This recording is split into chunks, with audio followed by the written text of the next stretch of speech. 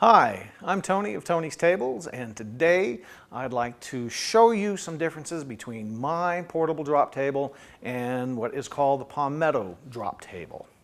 The first thing I wanted to mention about these is that the Palmetto brand incorporates both the Palmetto, the basic table without the drops, which is made by one particular Chinese company, and the Palmetto drop table, which is made by a different Chinese company.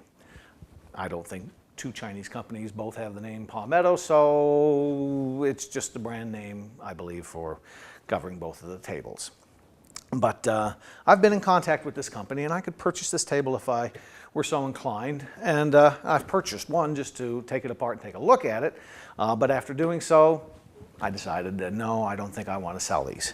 While we have it in this position here, I'd like to show you that the tension knob, which is recessed on their table, so it isn't easily accessible to turn. You can only get on it either with your thumb or a couple of fingers, and I often wondered about that.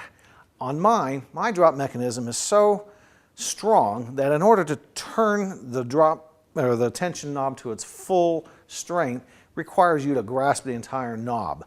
And finally it hit me. I went, I know what it was. It was the spring.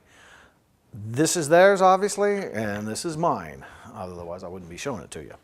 But the strength of a drop piece is dependent upon the strength of the spring. The amount of weight a drop piece can support is dependent upon the strength of a spring. So when you need to use a drop piece for your largest patients that you can't easily physically manipulate, you'd like to have a drop piece that can support that weight. Well, in this case, I've had people call me and they tell me this table doesn't. So, and this is why. So there's that element. Now this table is advertised as having a 2-inch thick multi-layered foam system.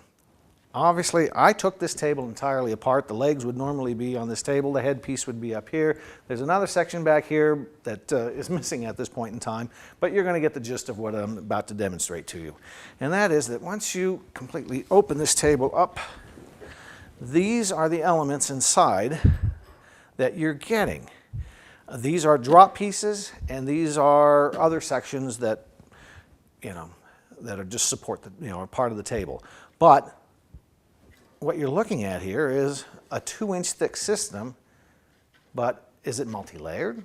Well, it is if you count the plywood, but I'm not sure if that really constitutes a 2-inch thick multi-layered foam system versus the actual 2-inch thick multi-layered foam system that I give you.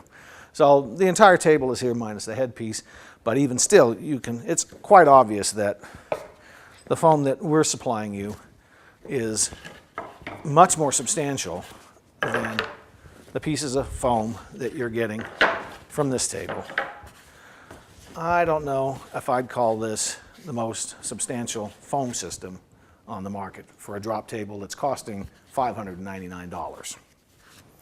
So one final piece that they don't mention is how easy it is to adjust the tilting angle of their headpiece.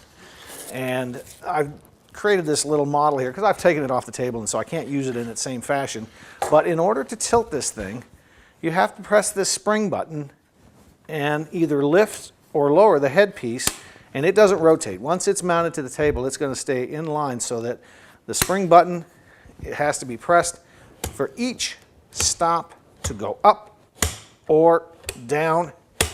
And this mechanism, as you can see, is going to be down here on the floor virtually. When you adjust my headpiece, you're able to stand like so and tilt the headpiece up and down because of that notched bar method that we use. This one here, you're going to have to bend down, crouch down, and lift the headpiece, oops-a-daisy, and you have to press the button to go to each step. Versus mine, tilt up, lift the bar, tilt down. This one here requires every step be pressed.